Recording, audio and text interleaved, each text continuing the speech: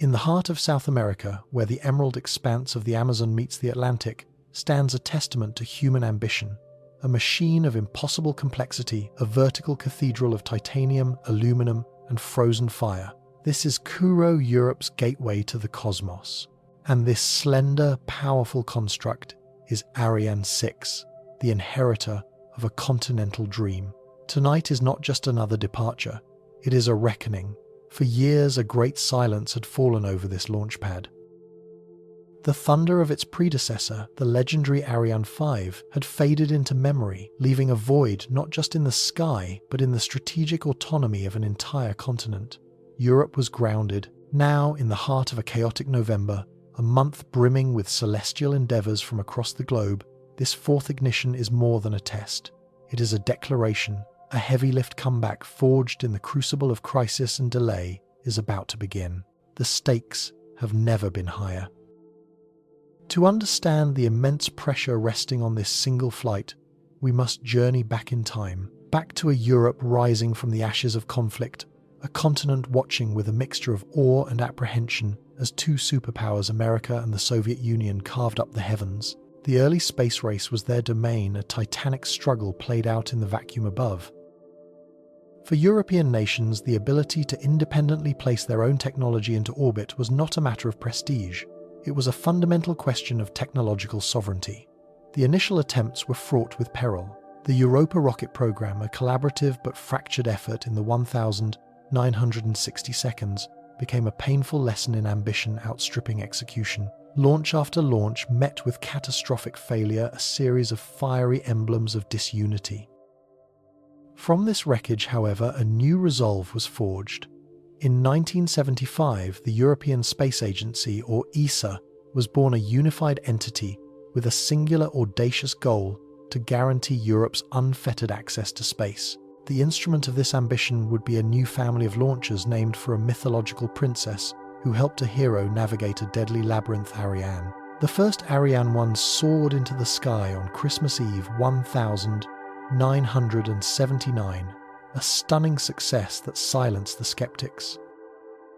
It was the beginning of an ascent that would redefine the commercial launch industry. Through the 1,980 seconds and 90 seconds, the Ariane family grew stronger, more capable, more reliable. Ariane, 4 inches particular, became the undisputed workhorse of the satellite world, a trusted courier to the stars that captured over half of the global market. It was a golden age. Europe was no longer just a spectator in the cosmic arena, it was a dominant force. Then came the Leviathan, Ariane 5. A true heavy-lift behemoth engineered for power and precision. For over a quarter of a century, it was the gold standard of reliability. Its manifest reads like a history of modern space exploration. It dispatched missions to chase comets, to study the sun, to deliver critical weather and communications satellites that underpin our modern world. And in its final, most glorious act, it carried the James Webb Space Telescope on the first leg of its journey to the dawn of time, a flawless deployment of humanity's most precious eye on the universe. Its last flight in July of 2023 was a bittersweet farewell, the end of a magnificent era. But as the echoes of Ariane 5's final roar faded over the Atlantic, a disquieting reality set in. Its successor, the much-anticipated Ariane 6, was not ready. Years of complex development, technical gremlins, and pandemic-related disruptions had pushed its debut far beyond schedule. Simultaneously, Europe's smaller launcher, the Vega C, suffered its own devastating failure, grounding that program as well. The situation became a perfect storm when geopolitical tremors on Earth severed a final lifeline. The Russian invasion of Ukraine ended Europe's access to the venerable Soyuz rockets that had launched from this very spaceport. Suddenly, a continent with one of the world's most advanced space programs found itself stranded. Its own multi-billion euro satellite constellations, Galileo for navigation and Copernicus for Earth observation, vital to its economy and security, were in jeopardy. There was no vehicle on the continent capable of launching them. This period, this launcher gap, was more than an embarrassment. It was a strategic crisis. The comeback, when it came, had to be decisive. The first 3 flights of Ariane 6, while successful, were testaments to the machine's potential. This fourth ignition, however, represents something more profound. It is the transition from testing to trust. It's the moment the vehicle becomes operational, a dependable pillar of a continent's aspirations. The machine at the center of this drama is a radical departure from its predecessor. If Ariane 5 was a magnificent hand-built cathedral, powerful, majestic but monolithic and costly, then Ariane 6 is a masterpiece of modern modular architecture. It is designed not just for power, but for adaptability and affordability in a fiercely competitive new space age. Think of it as the ultimate toolkit. For a smaller job, you don't bring the entire workshop. You select precisely the instruments you need. Ariane 6 embodies this philosophy. It comes in two primary flavors. The Ariane 62, with 2 solid rocket boosters strapped to its side, is for the medium lift missions. And the Ariane 64, the configuration we see tonight with 4 boosters, is the heavy lifter ready for the most demanding journeys to high orbit. This modularity is the key to its economic viability. By tailoring the rocket to the payload, ESA and Arianespace can offer a much more competitive price point, a direct response to the disruptive pressures of new players like SpaceX. The entire industrial process has been reimagined. Instead of building the rocket vertically in a colossal assembly building, its core stages are now integrated horizontally, a process more akin to an aircraft assembly line. This dramatically reduces the time and cost of preparing each mission. The mobile gantry that now envelops the launcher is itself a marvel of efficiency, rolling into place to protect the vehicle and prepare it, then rolling back to grant it a clear path to the sky. The goal is to slash the time between launches, creating a steady, reliable rhythm of departures from Kourou. At the heart of this new machine beats a familiar yet evolved pulse. The main stage is powered by the Vulcain 2.1 engine. It is a direct descendant of the fearsomely reliable engine from Ariane 5, but refined for the 21st century. Engineers have streamlined its design using advanced techniques like 3D printing for complex components, reducing both its cost and its part count. It still burns a super-chilled mixture of liquid hydrogen and liquid oxygen, the most potent chemical propellant known, but it does so with greater efficiency and at a fraction of the manufacturing expense. This engine provides the initial immense thrust needed to defy Earth's gravity, a controlled, sustained explosion converting frozen liquids into a pillar of incandescent gas. Flanking the core stage are the solid rocket boosters, the P120Cs. These are the brute force of the system, providing the immense kick needed in the first 2 minutes of flight. Each is a tower of solid propellant, a carefully mixed chemical substance that once ignited burns with unstoppable ferocity. The C in their designation stands for common, a word that signifies another stroke of industrial genius. These exact same boosters serve as the first stage of Europe's smaller Vega C rocket. This shared design creates economies of scale never before seen in European rocketry, simplifying supply chains and reducing costs for both launcher families. They are the muscles of the operation, delivering raw, unbridled power. But perhaps the most significant innovation lies hidden at the very top of the rocket, an engineering marvel known as the Vinci engine. This is the brain of the vehicle's upper stage, and it grants Ariane 6 a superpower its predecessor never had the ability to restart in space. Imagine an interstellar delivery service. Ariane 5 was like a courier who could only drive to one address, drop off every package, and then was done. It was incredibly reliable for that one stop, but limited. The Vinci engine transforms Ariane 6 into a courier with a sophisticated GPS and an endlessly restartable engine. It can drop off a primary satellite in one orbit coast for hours, then reignite its engine to move to a completely different orbital altitude and inclination to deploy another. This capability is revolutionary. It allows a single launch to service multiple customers with wildly different needs. It can deploy an entire constellation of smaller satellites one by one into their precise operational slots, like a celestial artist placing stars in the sky. For complex science missions, it can perform intricate orbital maneuvers that were once impossible. This reignitable upper stage doesn't just make Ariane 6 more versatile, it opens up entirely new mission profiles, making it a strategic asset for the future of space exploration, from deploying lunar satellites to dispatching interplanetary probes with unparalleled precision. It is Europe's answer to the complex orbital ballets required by the modern space age. Back in the humid darkness of Kourou, the final hours dwindle. The launch pad, known as ELA-4, is a symphony of controlled activity. The mobile gantry, a 90-meter-tall steel behemoth, has rolled away, revealing the rocket in its solitary splendor against the encroaching dawn. It stands fully fueled, a fragile giant containing immense potential energy. Deep within its core tanks of liquid oxygen at -183 degrees Celsius and liquid hydrogen at a mind-numbing -253 degrees contract, and grown the vehicle, hissing and venting clouds of vapor into the tropical air. It is a living, breathing creature preparing for its violent birth. In the Jupiter Control Center, a few kilometers away, the atmosphere is electric. Hundreds of engineers representing nations from across Europe are hunched over their consoles. Each screen displays a river of data, a torrent of telemetry monitoring the health of 10,000 different systems. For these men and women, this is the culmination of years, sometimes decades of their professional lives. Every calculation, every weld, every line of code comes down to these final tense moments. There is a quiet confidence, but it is layered with the profound respect one must have for the controlled release of such immense energy. They know that in rocketry the margin for error is not small, it is non-existent. The countdown precedes a ritualistic chant marking the final steps in a complex choreography. T-1 hour. Final weather balloon data is green. The winds in the upper atmosphere, the jet stream must be within acceptable limits, lest they place unbearable strain on the vehicle as it punches through the sound barrier. T-15 minutes. All systems are go for main stage chill down. The pipes and turbopumps of the Vulcain engine are pre-chilled to prevent thermal shock when the cryogenic propellants begin to flow. T-7 minutes. This is the final automated sequence. From this point on, the master computer has control. Human hands can only intervene to abort.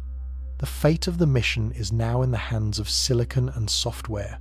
The final seconds are a cascade of events. The massive water deluge system under the launch pad roars to life, flooding the flame trench with thousands of gallons of water per second. This is not to extinguish the fire, but to absorb the colossal acoustic energy of the ignition, a shockwave so powerful it could shatter the rocket itself. T-Y-Dix, 9. Hurt. The French pronunciation lends a unique gravity to the moment. Sept. 6. Sync. The vehicle's own power systems take over. Quatre, trois, deux. Allumage Vulcain. The call from the launch director is sharp, clear. At the base of the rocket, a brilliant blue-white flame erupts as the Vulcain 2.1 engine ignites. For 7 agonizing seconds, it builds to full thrust, its health checked and verified by the onboard computers. Then, the final command, allumage EAP ignition of the solid boosters. An instantaneous blinding flash transforms night into day. The sound arrives a moment later, not as a noise, but as a physical force, a crackling concussion that ripples through the chest of observers miles away. The hold-down clamps release. The November mayhem has begun. Slowly and possibly, the 180,000 pound machine begins to rise. It ascends with a deliberate, unstoppable majesty, a blazing torch against the violet canvas of the dawn sky. For a few moments, it seems to hang in the air, a battle between its own immense power and the relentless pull of its home planet. Then, gathering speed, it climbs, riding a pillar of perfectly controlled violence. The combined thrust of its main engine and 4 solid boosters is immense, a force equivalent to that of 10 jumbo jets at full power. Inside the control room, the tension is palpable, but the calls are calm and professional. Trajectory is nominal, propulsion is nominal. The vehicle is performing exactly as its digital twin predicted in countless simulations. As it punches through the lower atmosphere, it leaves a billowing contrail of steam and smoke, a transient monument in the sky. About 2 minutes into the flight, at an altitude of over 60 kilometers, the 4 solid rocket boosters, their immense energy now spent separate in a puff of smoke. 4 brilliant flecks of light, they peel away symmetrically and fall back towards the Atlantic, their job done. The Ariane 6, now significantly lighter, accelerates hard pushed solely by the Vulcain 2.1 engine. It becomes a bright star racing eastward over the ocean. The next critical milestone is fairing jettison. The bulbous nose cone that protected the precious payload from the aerodynamic forces of ascent splits into two perfect halves and falls away. For the first time, the satellites on board are exposed to the vacuum of space. They are riding on the tip of a spear, travelling at thousands of meters per second. After approximately 8 minutes, the main stage engine shuts down. Its fuel is exhausted. In the eerie silence of space, the first stage separates, beginning its own long, fiery tumble back to Earth. Now the mission enters its most sophisticated phase. The upper stage, powered by the Vinci engine, ignites for the first time. This initial burn is a long one, designed to push the payload into a preliminary parking orbit, a temporary holding pattern around the Earth. The precision required is breathtaking. A tiny deviation in thrust or timing could place the payloads in a useless orbit. Tonight's payload is a testament to Europe's renewed ambition. Tucked inside the fairing are 2 Galileo navigation satellites. These are the heart of Europe's independent global positioning system, a network that provides pinpoint accuracy for everything from shipping and aviation to emergency services and personal mobile devices. The long gap in launches has meant the constellation was at risk of degradation. These 2 new satellites are vital reinforcements, ensuring the health and longevity of this critical infrastructure. Alongside them is a commercial communications satellite for a major European operator, a clear signal to the market that Ariane 6 is not just a sovereign tool but a competitive commercial player. After the first burn, the Vinci engine shuts down. The upper stage and its attached payloads enter a long coast phase, silently circling the planet. For over an hour, it is a ghost ship gliding through the void, following the arc of its trajectory as programmed. It is during this quiet coast that the true genius of the system is at play. Ground stations around the world track its position with exquisite accuracy, uploading any final corrections. Then, high above the Indian Ocean, the command is given. The Vinci engine reignites. This second burn is shorter, more precise, designed to circularize the orbit at the exact altitude required for the Galileo satellites. The deployment is a moment of mechanical grace. Small, precise pyrotechnic charges, fire springs, gently push the first Galileo satellite away from the upper stage. It drifts away, a new star born of human hands. A few minutes later, the process is repeated for the second satellite. In the control center, a new voice confirms the success. Separation confirmed. We have telemetry from both Galileo satellites. A wave of applause, a release of pent-up tension ripples through the room. But the mission is not over. The Vinci engine has one more task.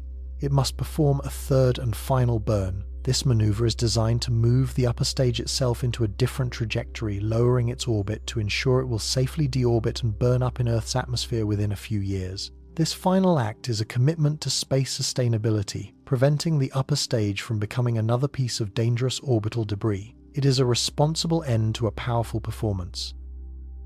The success of this fourth flight reverberates far beyond Kourou. It is a signal that Europe's autonomous access to space is no longer a future promise, but a present reality. The logjam of satellites waiting for a ride can now be cleared. The Copernicus constellation, our planet's most comprehensive health check, can be sustained and upgraded. Scientific missions, once delayed indefinitely, can be placed back on the manifest. The dream of a sovereign gateway to orbit is restored, written in fire and trajectory across the November sky.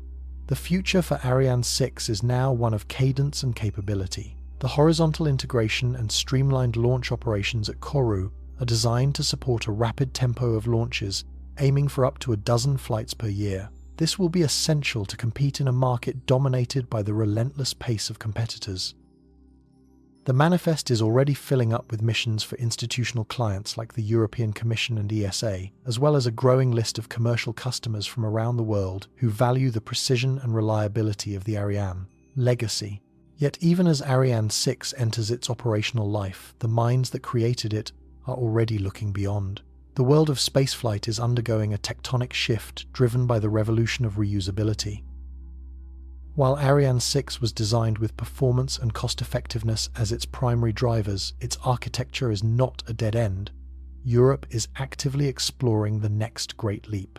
Projects like the Themis reusable first-stage demonstrator are testing the complex technologies of vertical landing. Future upgrades to Ariane 6, known as the Smart and Light Upper Stage, or Icarus, aim to introduce elements of reusability to the top of the rocket as well. The debate is fierce. Should Europe follow the American model of propulsive landing or forge its own path?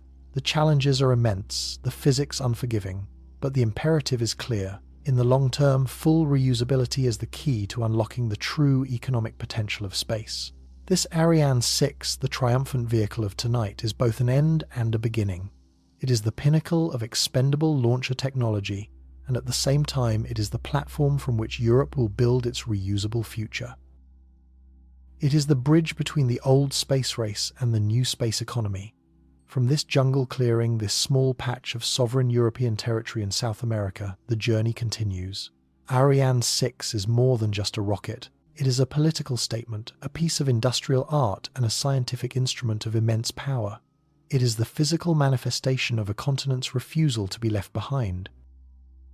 It ensures that when humanity builds its next great observatories, sends probes to the icy moons of Jupiter, or builds gateways in lunar orbit, European science and European ambition will have a dedicated ride to the frontier. Tonight's successful blastoff was not merely the launch of a machine, it was the relaunch of a dream, a powerful thundering affirmation that Europe's future is and always will be written in the stars.